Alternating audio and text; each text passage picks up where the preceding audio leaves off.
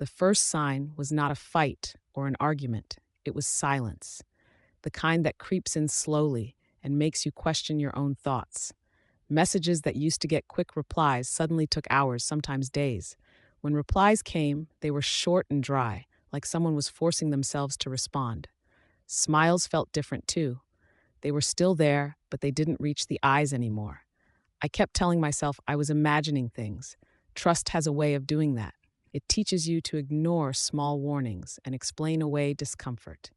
These were people I had shared meals with, laughed with, and defended when others doubted them. I had stood up for them more than once. I believed loyalty was mutual. I had no real reason to be suspicious, at least not one I could explain out loud. Still, something had shifted. Conversations stopped in the middle when I walked into a room. Plans were suddenly made without telling me. I would hear about them afterward, casually, like it was normal. Nothing was clear enough to confront. No proof, no direct words, just a quiet change in the air. But deep down, in a place I couldn't ignore, I felt it. Something was happening. Something was being decided about me, without me even knowing I was on trial. Rooms have energy. I didn't always believe that, but I felt it then. I noticed it the moment I stepped into places that once felt safe. The warmth was gone. The easy laughter had faded. Even the silence felt heavier, like it was filled with unspoken thoughts. Jokes didn't land anymore. People avoided eye contact, or they looked at me for just a second too long before looking away. I tried harder after that. I became extra polite, extra helpful. I showed up early, stayed late, and smiled even when it felt forced. I wanted things to go back to how they were. I thought effort could fix whatever had changed. What I didn't know was that the story had already been written. I was being quietly painted as the problem. They were careful about it. No direct accusations, no loud complaints, just small comments slipped into conversations. Subtle looks exchanged when I spoke. Enough to make me question myself, but not enough to confront anyone. That was their advantage. They planted doubt without leaving fingerprints. I was still loyal. I was still protecting them in my mind. Meanwhile, they had already moved on from me. I was standing in the same room, but I no longer belonged there. I didn't hear the first lie from them. I heard it by accident. Someone repeated a story about me casually, like it was common knowledge, like everyone already knew. At first, I laughed. I honestly thought it was a misunderstanding or a bad joke. I even tried to correct it lightly, but the person's face changed. They looked uncomfortable, like they had said too much. That was when my stomach dropped. That uncomfortable pause told me more than the words ever could. This wasn't confusion. This wasn't a mistake. This was a lie that had been practiced and repeated enough times to sound real. I asked where they heard it from. I expected a vague answer. What I got was a name. It came from someone I trusted completely, someone I had defended without hesitation. Hearing that name felt like a weight pressing down on my chest. My heart started racing, not from anger, but from disbelief. I replayed memories in my head, looking for signs I had missed. That was the moment I understood something important. Betrayal doesn't always come with shouting or anger. It doesn't announce itself. Sometimes betrayal arrives quietly, wrapped in familiar voices, delivered as a whisper instead of a scream. After that moment, everything changed. I felt eyes on me everywhere I went. Conversations slowed down when I joined them. People chose their words carefully around me, like I was fragile or dangerous. I could feel judgment in the air, even though no one said anything directly. It was like being accused of a crime without ever being told what the crime was. I tried to clear things up. I spoke carefully, calmly, explaining where I could, but the lies were vague on purpose. They had no sharp edges, no clear shape. That made them hard to fight. You can't defend yourself against something you can't fully see. When I spoke up, I looked defensive. When I stayed quiet, I looked guilty. Every option made me look worse. They had framed the story perfectly. Calm voices, concerned expressions. They didn't sound angry. They sounded worried. People trust that tone. They believe it. And I didn't know how to compete with it. I realized I was already losing, not because I had done something wrong, but because the narrative had been decided. I hadn't even stepped into the game, and somehow I was already painted as the villain. What made everything hurt more was how innocent they looked. They didn't attack me openly. They didn't raise their voices or make dramatic accusations. Instead, they showed concern. They said they were worried about me. They spoke about me like I wasn't in the room, like I was a problem they were trying to manage gently. They would say things like, I hope they're okay, or I just want the best for them. Those words cut deeper than insults ever could. People trust calm voices. People trust soft tones and careful tears. And they had mastered that image. I had none of it. I wasn't calm. I wasn't prepared. I was confused and hurt, trying to understand how the truth could disappear so fast.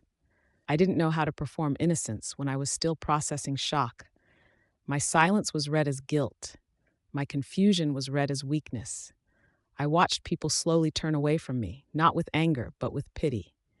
And that hurt the most, because I knew the truth, but the truth didn't matter anymore. What mattered was what felt believable. That was when I understood something painful. Being honest doesn't always protect you. Sometimes it leaves you exposed. I started noticing the changes in ways I could no longer ignore. Invitations stopped coming. Meetings happened without me. Plans were finalized before I even knew they existed. Opportunities I had worked toward quietly slipped past me and landed in someone else's hands. No one explained why. No one thought they had to. I wasn't fired. I wasn't pushed out dramatically. I was slowly erased. That's how they do it when they want to stay clean. No arguments, no written warnings, no proof you can point to. Just distance, just silence, just the feeling that your seat at the table has been taken and no one remembers when it happened. I would speak up sometimes, asking simple questions, trying to understand. Every time I did, the room felt tighter. Faces stiffened. My words were remembered differently later. That's when it hit me. Explaining myself was only making it worse. Every sentence gave them something new to twist. Every explanation sounded like an excuse once it passed through their mouths. I realized I was feeding the very story hurting me. Losing my place wasn't sudden. It was slow, quiet, and humiliating. And by the time I fully understood it, I had already been replaced in ways I couldn't reverse. At some point, I stopped talking, not because I had nothing to say, but because saying anything seemed dangerous. Words were no longer neutral. They were weapons others could reshape. So I stayed quiet. I watched instead. I listened. Silence became my shield, even though it felt like my enemy at first. People behave differently when they think you're defeated. They relax. They stop being careful. That's when truth starts leaking out. I noticed small inconsistencies in their stories, details that didn't line up, timelines that shifted depending on who was listening. One person would say one thing, another would say the opposite, and neither realized I was paying attention. Still, no one else seemed to notice or care. The lies didn't need to be perfect. They just needed to feel comfortable. And I no longer fit into what felt comfortable to them. I was quiet. I was distant. That made people uneasy. I learned something painful during that time. Silence doesn't always protect you. Sometimes it lets others write your story for you. But I also learned something useful. If you listen long enough, people will eventually contradict themselves. They always do. I stayed quiet, not because I was weak, but because I was learning. And learning gave me something I didn't have before: control. I had never felt so alone while surrounded by people. I showed up, I smiled when expected, I said the right words at the right times. On the outside, I looked fine. On the inside, I was slowly falling apart. Conversations felt distant, like I was watching them through glass. I was present, but not included. Nights were the hardest. That's when everything replayed in my head. Every conversation, every look, every moment where I wondered if I could have said something differently. I asked myself questions I didn't deserve to ask. What did I do wrong? When did I change? Was I really the problem? That's the cruelest part of betrayal. It makes you turn against yourself before you ever turn against the people who hurt you. It rewrites your confidence into doubt. I would lie awake, staring at the ceiling, feeling tired but unable to rest. During the day, I carried the weight quietly. No one asked how I was doing, and I didn't offer the truth. I didn't want pity. I wanted understanding, and I knew I wouldn't get it yet. Being alone in a crowd taught me something I'll never forget. Loneliness doesn't come from having no people around you. It comes from knowing the people around you no longer see you clearly. One night, everything inside me went quiet. I was exhausted from explaining, defending, and hoping someone would finally understand. I realized I had been begging without meaning to, begging to be believed, begging to be included, begging to be treated fairly. And that realization made me angry with myself. That night, I made a decision. I would not beg anymore. I would not chase approval or try to soften lies that weren't mine to fix. I would survive this quietly on my own terms. That decision didn't change the situation overnight, but it changed me. When you stop reacting, people don't know what to do with you. They expect emotion, they expect defense, they expect noise. When none of that comes, they get careless. They talk too much, they assume you're done. I stopped correcting people. I stopped explaining myself to those who had already chosen what to believe. Instead, I focused on staying steady. Calm became my power. Distance became my strength. I wasn't giving up, I was stepping back. And in that space, I finally had room to think clearly. For the first time since everything began, I wasn't desperate anymore. I was patient. And patience, I would learn, changes everything. I didn't announce what I was doing. I didn't warn anyone. I simply started paying attention in a different way. Dates, words, messages. Small details most people forget. I wrote them down quietly. I saved screenshots. I noted patterns. Who said what? When they said it? Who was present? I didn't do it out of anger. I did it out of clarity. I wasn't planning a confrontation. I wasn't threatening anyone. I was collecting the truth the way it naturally appeared, piece by piece, calmly, patiently. At the same time, I started rebuilding myself. I focused on new skills. I worked harder where it mattered. I invested in my confidence instead of my reputation. I stopped explaining my pain and started improving my position. The distance between who I was and who I was becoming slowly grew. That distance protected me. It helped me think clearly. It reminded me that this moment wasn't the end of my story, just a chapter. Writing things down gave me something important. Proof, yes, but more than that, it gave me peace. Because I knew the truth existed outside of opinions. And when the time came, the truth wouldn't need emotion. It would speak for itself. They underestimated silence. That was their biggest mistake. From the outside, it looked like I had accepted defeat. I spoke less. I stayed out of the spotlight. I stopped pushing back. To them, that meant I was broken. I could feel it in the way they talked about me when they thought I wasn't listening.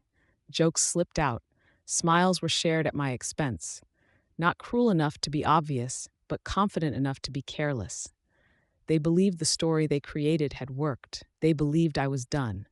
Once people think you're finished, they relax. They stop checking their words. They stop matching their stories. They assume you're too tired, too hurt, or too weak to notice anything anymore. I noticed everything. I noticed who spoke first and who followed. I noticed how details change depending on the audience.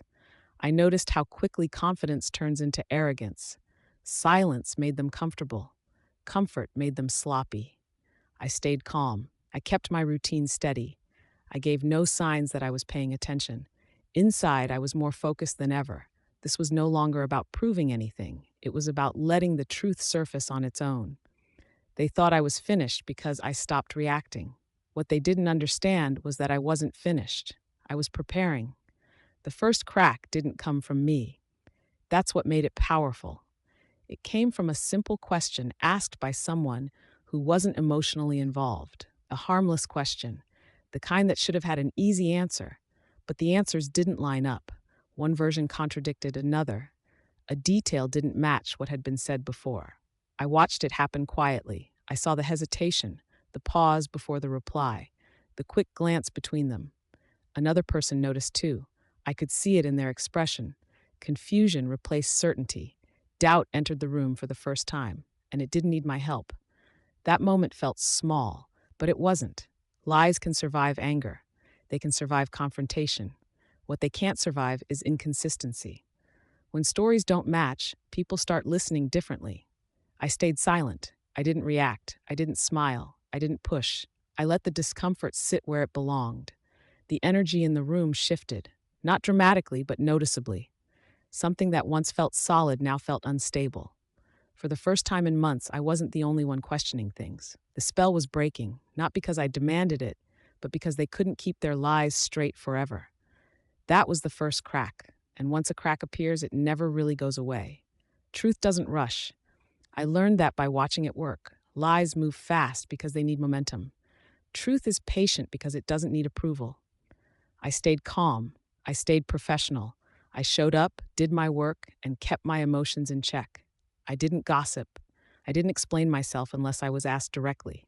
While they talked, I worked. While they adjusted their stories, I focused on my growth. I improved my skills.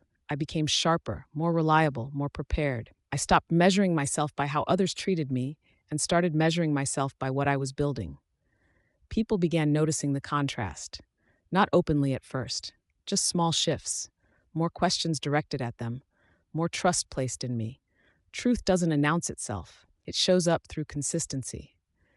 I understood something important during this time. I didn't need to be louder, I needed to be steadier.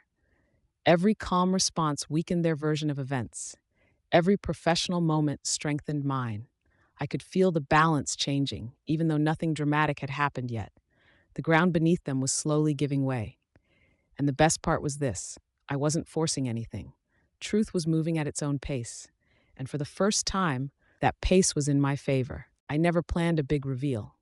I didn't believe in dramatic confrontations or emotional speeches. That's not how real change happens. Instead, I waited for the right moments, when questions were asked, when confusion was already present. That's when I let the evidence speak. I didn't dump everything at once. I shared one clear fact with the right person, then another later when it mattered. No accusations, no anger, just timelines, messages, and records that spoke for themselves. Facts don't need tone. They don't need emotion. They just exist. Each piece landed quietly, but the impact was heavy. People started connecting dots on their own. I watched expressions change as understanding settled in. It was no longer about opinions. It was about proof. I stayed composed through it all. I didn't enjoy it. I didn't celebrate. I simply allowed the truth to reach the places it needed to reach. That restraint mattered. It showed I wasn't driven by revenge. I was driven by reality. And reality is hard to argue with when it's clearly laid out. The evidence didn't explode. It spread, and once it did, there was no way to pull it back. I saw it before anyone said a word. Faces changed. Eyes that once avoided mine now held contact a second longer. Smiles faded quicker. Confidence drained into uncertainty. I recognized that look because I had worn it myself months earlier. Fear, confusion, the realization that control was slipping away. They struggled to explain themselves now. Words came faster, less polished. Stories shifted too often. People started asking direct questions, real questions, the kind that demand real answers. I stayed steady. I didn't interrupt. I didn't correct them unless necessary. I let their own words work against them. Silence, once used against me, now worked in my favor. The roles were reversing, slowly but clearly. I was no longer the one being watched with suspicion. They were, and I felt something unexpected in that moment. Not joy, not satisfaction, just clarity. I finally understood how easily people believe what they want to believe, and how quickly that belief changes when truth stands quietly in front of them. I didn't feel powerful. I felt grounded, like I had returned to myself after being lost for too long. The confusion I once carried now lived in their eyes, and for the first time since the betrayal began, I knew the ending would not belong to them. When the pressure finally reached them, they started talking too much. That was another sign things were changing. Apologies came late and felt rushed, like they were trying to patch a sinking ship. Stories changed again, sometimes in the same conversation. They blamed misunderstandings. They blamed stress. They blamed everyone except themselves. People began asking real questions now, not the soft, polite ones from before, but direct questions that needed clear answers. Why did this timeline change? Why was this message deleted? Why did one version not match another? I watched as confidence drained from their voices. The calm tone they once used so easily was gone. I didn't interrupt. I didn't argue. I let them speak. The more they talked, the more obvious the gaps became. Explaining too much only made things worse for them. Every new explanation created another contradiction. For months, I had carried the weight of being misunderstood. Now that weight had shifted. They were the ones trying to convince people. And I saw something I never expected to see. Fear. Not fear of me, but fear of the truth they could no longer control. They tried to explain because they felt the ground moving beneath them. And once that happens, there is no speech that can stop the fall. I didn't celebrate when things turned. I didn't attack.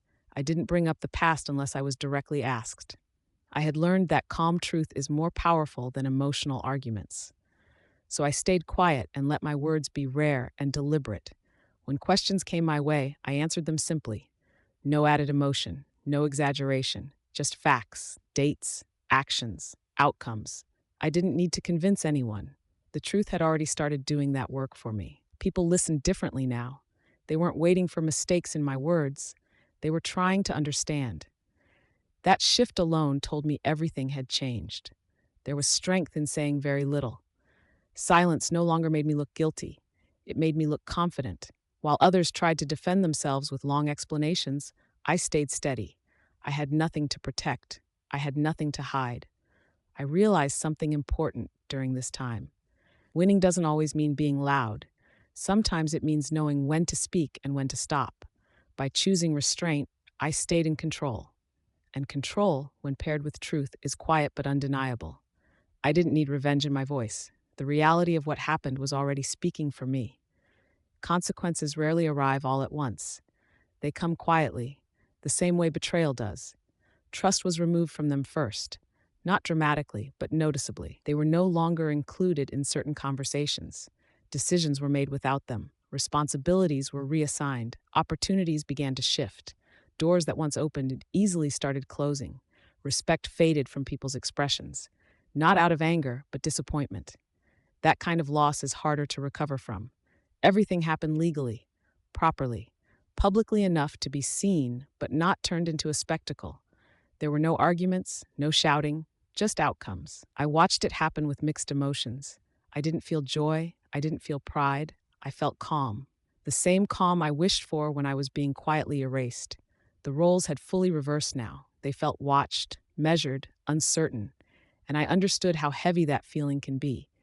But this time it wasn't based on lies. It was based on their own actions. Consequences don't need anger to be effective. They only need time and truth. And by then, both had arrived. People started looking at me differently. Not with pity, not with suspicion, but with understanding. Some came to me privately and apologized. They admitted they had believed the wrong version. Others stayed quiet, unsure of what to say. I accepted both. Getting my name back didn't feel loud or dramatic. It felt steady. Conversations changed. Trust returned slowly. My presence no longer felt uncomfortable in rooms. I could speak without being judged before finishing my sentence. I didn't demand apologies. I didn't remind anyone of how they treated me. That chapter was already closing on its own. I had learned that forcing closure only reopens wounds. What mattered was this: my identity was no longer tied to their lies. I was seen clearly again. That clarity restored something inside me I didn't realize I had lost. I understood then that reputation can be damaged quickly, but it can also be rebuilt with patience and consistency. Getting my name back wasn't about revenge. It was about dignity. And dignity, once restored, changes how you walk, how you speak, and how you move forward. The weight lifted gradually, not because I had won and not because others had lost. It lifted because I was no longer carrying their lies on my back. I wasn't explaining myself anymore. I wasn't defending my character. I was just living honestly. I slept better. I breathed easier. My thoughts felt clearer. The tension I had lived with for months slowly disappeared. Peace didn't arrive as excitement. It arrived as relief. I realized how heavy false narratives can be when you carry them alone, and how freeing it feels when they finally fall away. I didn't need validation anymore. I had my truth, and that was enough. There was no celebration, no victory speech, just a quiet sense of balance returning to my life. I had survived something that could have broken me. Instead, it sharpened me. Feeling light again didn't mean I forgot what happened. It meant I was no longer defined by it. And in that calm space with nothing left to prove, I knew one thing for certain. The hardest part was over. They started avoiding me, and it wasn't out of anger. It was out of shame. I could see it in the way they changed direction when they noticed me nearby. Conversations stopped when I approached. Eye contact disappeared again, but this time it felt different. Before it was judgment. Now it was discomfort. They didn't know what to say anymore. The version of me they had believed in no longer existed, and facing the real me meant facing what they had done. Silence returned, but it wasn't aimed at isolating me this time. It was protecting them from guilt. I didn't chase them. I didn't demand acknowledgement. I didn't need apologies spoken out loud. Their avoidance said enough. It confirmed everything I already knew. People don't avoid those they believe are wrong. They avoid those they wronged. I felt no satisfaction in it, just clarity. I understood then that closure doesn't always come from conversations. Sometimes it comes from behavior. Seeing them retreat made me realize how far I had come. I was no longer shrinking in rooms. I was steady, whole, present, and that quiet strength made them uncomfortable. That was enough for me. I didn't need them to admit anything. Their silence, this time, told the truth.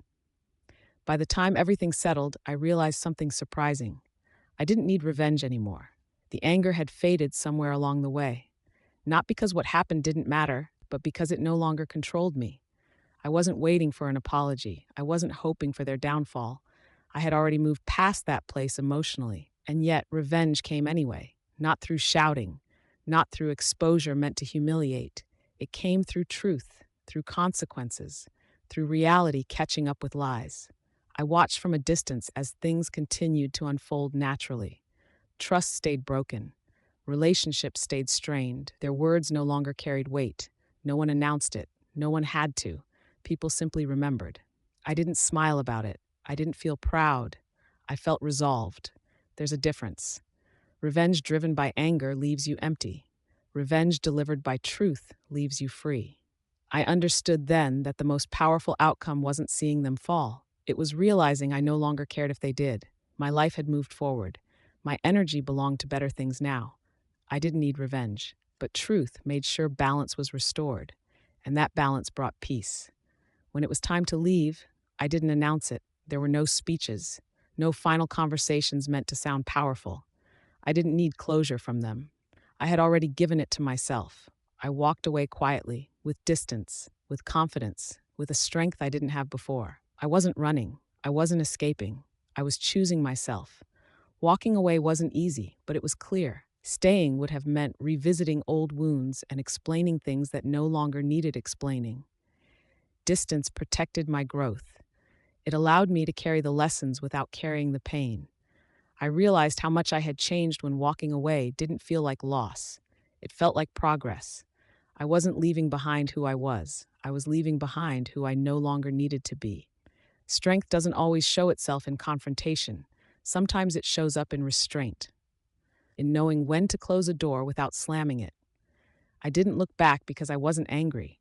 I looked forward because I was ready, and that readiness told me everything I needed to know. I was no longer surviving, I was moving on. Peace didn't arrive as excitement.